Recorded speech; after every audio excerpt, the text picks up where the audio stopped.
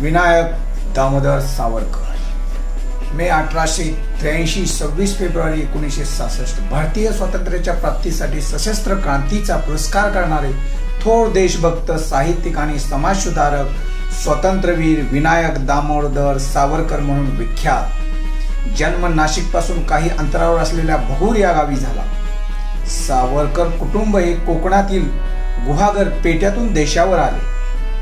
गुहागर जवळ सावंतवाडी म्हणून एक ठिकाण आहे, त्यावरून सावरकर हे आडनाव आले असावे असा अंदाज प्रत्यक्ष सावरकरांनीच केला आहे। थोरले गणेश आणि सर्वात धाकटे नारायण हे त्यांचे दोन भाऊ। सावरकरांचे शिक्षण भगूर, नाशिक, पुणे आणि मुंबई येथे LLB पर्यंत झाले। पुढे बॅरिस्टर ही पदवी त्यांनी लंडनला जाऊन घेतली। विद्यार्थी जीवनाच्या आरंभापासूनच सावरकरांचा वाचनाकडे ओढ होता। त्यात विष्णू शास्त्री चिपळूणकरांनी बंधमाला, रामायण, महाभारत, विविध बखरी आणि इतिहास ग्रंथ, तसेच मोरोपंत, वामनादिकांचे काव्यग्रंथ इतर साहित्याचा समावेश होता। संस्कृत साहित्याचाही त्यांचा अभ्यास चांगला होता। विविध वृत्तपत्रांच्या वाचनातून देश विदेशातील परिस्थितीचे तल्लख भानही त्यांना येत गेले होते। सावरकर हे वृत्तीने कवी होते आणि लहान वयापासून त्यांना उत्तम वक्तृत्वही अभ्यासपूर्वक कमवले होते। 1897 साली पुण्यात आलेल्या प्लेगच्या साथीत इंग्रज सैनिकांनी घरोघरी जाऊन तपासण्या करताना नागरिकांवर जे अत्याचार केले त्याचा सूड घेण्यासाठी चापेकर बंधूंनी या तपासण्यावर देखरेख करणारा पुण्याचा कमिशनर रॅड ह्याचा खून केला आणि ह्या संदर्भात सरकारला माहिती देणाऱ्या गणेश आणि रामचंद्र द्रविड यांनी ठार मारले। चापेकर बंधूंना फाशी देण्यात आली। त्यांच्या बलिदानाचा सावरकरांच्या मनावर खोल ठसा उमटला आणि त्यांनी स्वातंत्र्यासाठी सशस्त्र युद्ध करण्याची शपथ घेतली। 1899 मध्ये सशस्त्र क्रांतीच्या कार्यासाठी त्यांनी राष्ट्रभक्त समूह हे गुप्त मंडळ स्थापन केले। तथापि प्रकट चळवळीसाठी एखादी संस्था असावी ह्या हेतूने त्यांनी जानेवारी 1900 मध्ये मित्रमेळाची स्थापना केली। त्याच्या भोवती अनेक निष्ठावंत तरुण जमले।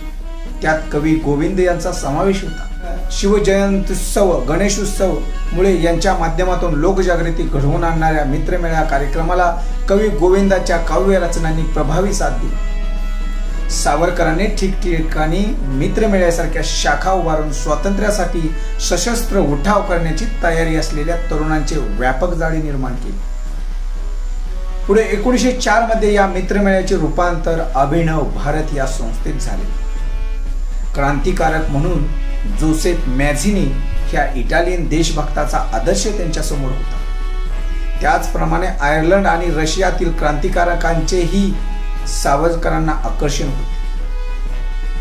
गनिमी काव्याचे धोरण, सैन्यात व पोलिसात गुप्त क्रांतिकारकांची भरती करणे, रशियासारख्या परराष्ट्रांशी गुप्त संसाधन बांधणे, इंग्रजी सत्तेच्या केंद्रावर आणि प्रतिनिधींवर हल्ले करणे, सशस्त्रे साठवणे, इतर मार्ग अवलंबून इंग्रजांना राज्य करणे नकोशे करून सोडणे असे मार्ग सावरकरांना उचित वाटत होते। मित्रमेळ्याचे काम करीत असताना सावरकरांचे लेख, कविता, इतर साहित्य ठिकठिकाणी प्रसिद्ध होत होते आणि प्रभावीही ठरत होते। पुण्याच्या फर्ग्युसन महाविद्यालयात शिकत असताना त्यांनी विदेशी कपड्यांची होळी करण्याचा एक कार्यक्रम पार पाडला होता। परिणामतः त्यांना दंड भरावा लागला आणि महाविद्यालयाच्या वसतिगृहातून काढून टाकण्यात आले। LLB झाल्यानंतर लंडनमध्ये बॅरिस्टरीचे शिक्षण घेण्यासाठी 9 जून 1906 ह्या दिवशी सावरकरांनी भारताचा किनारा सोडला। लंडनमध्ये असलेल्या क्रांतिकारक श्यामजी कृष्ण वर्मा यांनी दिलेल्या शिष्यवृत्तीमुळे हे त्यांना शक्य झाले। लंडनमध्ये असताना सावरकरांनी जी कामे केली त्यांचे 3 भाग सांगता येतील। पहिला भाग साहित्य निर्मिती, दुसरा भाग प्रकट चळवळी आणि समारंभ आणि तिसरा भाग गुप्त क्रांतिकारी। लंडनमध्ये असताना विहारी आणि काळ या मराठी नियतकालिकांसाठी सावरकरांनी वृत्तपत्रे पाठवली। त्याचप्रमाणे जोसेफ मॅझिनी यांचे आत्मचरित्र व राजकारण 1907 हा ग्रंथ अनुवादित केला. 1857 चे भारतीय स्वातंत्र्य समर या ग्रंथाचे हस्तलिखित पूर्ण केले ते 1908 मध्ये. ह्या हस्तलिखितावर पोलिसांची नजर होती, त्यामुळे ते सहजासहजी प्रसिद्ध होईना. तो ग्रंथ इंग्रजीत अनुवादून परदेशात प्रसिद्ध करणेही अवघड गेले. अखेरीस हॉलंडमध्ये त्याच्या अनुवादाच्या छपाईची व्यवस्था झाली. या ग्रंथाच्या मराठी हस्तलिखिताचा पहिला मसुदा लंडनमध्ये अभिनव भारतचे सभासद झालेल्या डॉक्टर कुटिन्हो यांच्याकडे 1949 मध्ये सावरकरांना परत मिळाला. ह्या ग्रंथाची आवृत्ती 2008 मध्ये निघाली आणि त्याचा 1 लाखाहून अधिक प्रती प्रसिद्ध होताच खपल्या. 1857च्या उठावाचा व्याप फार मोठा होता आणि ब्रिटिश साम्राज्याला जबरदस्त धक्का देणारा तो पूर्वनियोजित संग्राम होता अशी सावरकरांची धारणा होती. तसेच उठाव कसा केला पाहिजे ह्याचा एक वस्तुपाठच ह्या उठावाने निर्माण केला असे त्यांचे मत होते. लंडन मधील वास्तव्य काळात सावरकरांनी शिखांचा इतिहासही लिहिला, पण तो प्रसिद्ध होऊ शकला नाही. त्यांचे मूळ हस्तलिखित ही गहाळ झाले. मात्र शीख फलटणीत उठावाची प्रवृत्ती निर्माण करण्यासाठी त्यांनी क्रांतिकारक पत्रके लिहून गती गुप्तपणे तिकडे पोहोचवतील अशी व्यवस्था केली. स्वातंत्र्यकांक्षी आयरिश लोक न्यूयॉर्क येथून चालवित असलेल्या गोलिक अमेरिकन या वृत्तपत्रात त्यांनी ब्रिटिश साम्राज्याविरुद्ध लेखही लिहिले. लंडन मधील आपल्या प्रकट स्वरूपाच्या कार्यासाठी फ्री इंडिया सोसायटीची स्थापना करून त्या संस्थेतर्फे शिवोत्सव 1857च्या स्वातंत्र्य समराचा महासोहळा, श्री गुरु गोविंद सिंग यांचा जन्मदिवस, विजयदशमीचा उत्सव असे विविध उत्सव सावरकरांनी घडवून आणले. लंडनला सावरकरांच्या बरोबर असलेले सेनापती बापट ह्यांनी बॉम्ब तयार करण्याची विद्या काही रशियन क्रांतिकारकांच्या साहाय्याने माहीत करून घेतली होती. ही माहिती भारतात क्रांतिकारकांच्या विविध केंद्रावर पाठवण्यात आली. पुढे वसई येथे बॉम्बचा कारखाना काढण्यात आला. सावरकरांनी काही पिस्तुले मिळवून ती भारतात पाठवली. त्यातली काही सर सिकंदर हयात खान यांनी आणली होती. ब्रिटन विरुद्ध जागतिक पातळीवर मोठे षडयंत्र उभारण्यासाठी सावरकरांचा प्रयत्न होता. ब्रिटिशांच्या दडपशाहीचा एक भाग म्हणून बाबराव सावरकर यांच्यावर राजद्रोहाचा आरोप ठेवून त्यांना जन्मठेपेची शिक्षा देण्यात आली. त्यांची सारी मालमत्ता जप्त करण्याचे आदेशही देण्यात आले. त्यानंतर काही दिवसांनीच अभिनव भारतचे एक सदस्य मदनलाल धिंगरा यांनी भारतीय स्वातंत्र्याचे स्वीय सहाय्यक कर्जन वायली यांचा लंडनमध्ये गोळ्या घालून खून केला. 1 जुलै 1901 यांच्या निषेधार्थ 5 जुलै रोजी लंडनच्या कॉक्स्टन हॉल मध्ये भरलेल्या सभेत सावरकरांनी निषेधाच्या ठरावाला विरोध केला. ठरावावरच्या भाषणात न्यायालयीन निर्णय होण्यापूर्वीच धिंगरांना गुन्हेगार ठरवणे हे न्यायालयाच्या अधिकारावर अतिक्रमण होते असा युक्तिवाद सावरकरांनी वृत्तपत्रांना पत्र पाठवून केला. सावरकरांच्या हालचालीमुळे त्यांना बॅरिस्टरीची सनद मिळण्यातही अडचणी उत्पन्न झाल्या होत्या. अहमदाबाद येथे व्हायसरायवर बॉम्ब टाकण्याच्या प्रकरणात त्यांचे धाकटे बंधू नारायणराव सावरकर यांनाही अटक झाली होती. ह्या सर्व घटनांचा ताण सावरकरांच्या मनावर पडला. या सुमारास त्यांना न्यूमोनियाही झाला. त्यातून उठल्यावर ते पॅरिसला गेले. तिथे ते भिकाजी रुस्तम कामा यांच्याकडे राहिले. दरम्यानच्या काळात नाशिकच्या ब्रिटिश कलेक्टर जॉक्सन याचा खून झाला. या वादासाठी वापरलेली पिस्तुले सावरकरांनी भारतात पाठवलेल्या पिस्तुलापैकी असल्यामुळे हे सर्व प्रकरण सावरकरांपर्यंत पोहोचले. त्यानंतर तेथे सावरकरांच्या आप्तांचा आणि सहकाऱ्यांचा पोलिसांनी छळ सुरू केला. या परिस्थितीत पॅरिसला राहून अटक टाळण्यापेक्षा लंडनला जाऊन अटक होण्याचा धोका आपण पत्करावा असे त्यांनी ठरवले. 13 मार्च 1910 रोजी त्यांना अटक झाली. पुढे चौकशीसाठी त्यांना भारतात नेले. जात असताना मार्से बंदरात त्यांनी प्रातःविधीला जाण्याच्या निमित्ताने सोच कुपात जाऊन तिथल्या पोर्ट होल मधून समुद्रात उडी घेतली आणि ते मार्सेच्या धक्क्यावर फ्रेंच हद्दीत आले. ब्रिटिश अधिकाऱ्यांनी तेथे येऊन त्यांना अटक केली. अशी अटक कायदेशीर नाही ह्या मुद्द्यावर सावरकरांतर्फे द हेगच्या आंतरराष्ट्रीय न्यायालयात मागितलेली दाद ही व्यर्थ ठरली. सावरकरांना हिंदुस्थानात आणून त्यांच्यावर 2 खटले चालवण्यात आले. जॅक्सनच्या वधाला सहाय्य केल्याचा तसेच अन्य काही आरोपी त्यांच्यावर ठेवण्यात आले होते. आपण फ्रान्सच्या भूमीवर असताना बेकायदेशीरपणे आपल्याला अटक केल्यामुळे तसेच हेगच्या आंतरराष्ट्रीय न्यायालयाचा निकाल तेव्हा आलेला नसल्यामुळे आपण ह्या खटल्यांच्या कामात भाग घेणार नाही अशी सावरकरांची भूमिका होती. या दोन्ही खटल्यांचा निकाल लागून सावरकरांना 50 वर्षाच्या जन्मठेपेची शिक्षा झाली. त्यांची सगळी मिळकत ही जप्त करण्यात आली. 24 डिसेंबर 1910 आणि 30 जानेवारी 1911 सावरकरांना अंदमानात 4 जुलै 1911 रोजी आणण्यात आले. चिलका कुटणे, कात्या वळणे, कोलू फिरवणे अशी अतिशय कष्टाची कामे तुरुंगात करावी लागली. तिथल्या हाल अपेष्टामुळे त्यांचे शरीर खंगत गेले. पण अशाही परिस्थितीत त्यांनी कमला हे दीर्घकाव्य रचावयास घेतली. अंदमानातल्या राजबंद्यांना संघटित करून त्यांनी त्यांच्या काही मागण्यांचा तड लावला.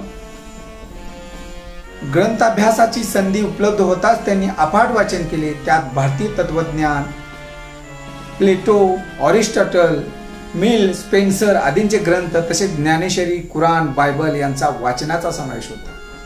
बंदिवानामध्ये त्यांनी अभ्यासाची आवड उत्पन्न करण्याचा प्रयत्न केला. सावरकर हिंदीचे अभिमानी होते. हिंदी भाषेच्या प्रचाराचेही त्यांनी अंदमानात काम केले. हिंदी राष्ट्रभाषा झाली पाहिजे ह्या मताचे ते होते. मात्र इतर प्रांतांच्या भाषाही शिकल्या पाहिजेत असे ते बंदिवानांना सांगत असत. तसेच त्यांना साक्षर बनवण्याचे कार्य हे तेथे त्यांनी केले. 1921 मध्ये सावरकरांना अंदमानातून हिंदुस्थानात आणण्यात आले आणि रत्नागिरीच्या तुरुंगात ठेवण्यात आले. तिथे त्यांनी हिंदुत्व, मूळ ग्रंथ, इंग्रजी, मराठी अनुवाद 1925 आणि माझी जन्मठेप 1927 हे ग्रंथ लिहिले. अंदमानात असताना सावरकरांनी ग्रंथालय उभे केले होते.